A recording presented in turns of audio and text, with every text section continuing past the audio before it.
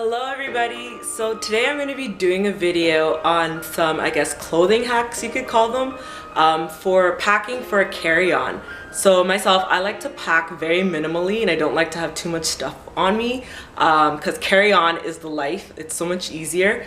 So I'm going to be showing you some hacks, I guess, that I've used while I've been traveling with just a carry-on, so that you can get more than one outfit from one item of clothing, and just general things that I like to pack with me so that I have a variety of outfits.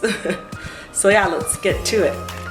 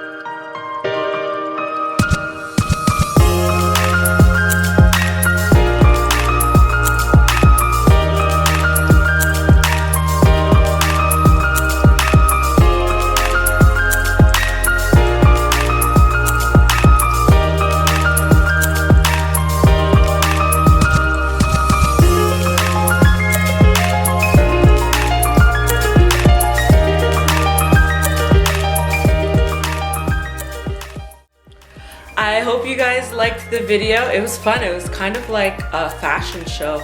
Are there any clothing hacks that you do when you're traveling? Let me know in the comments. And if you like the video, please like, comment, or subscribe. Bye!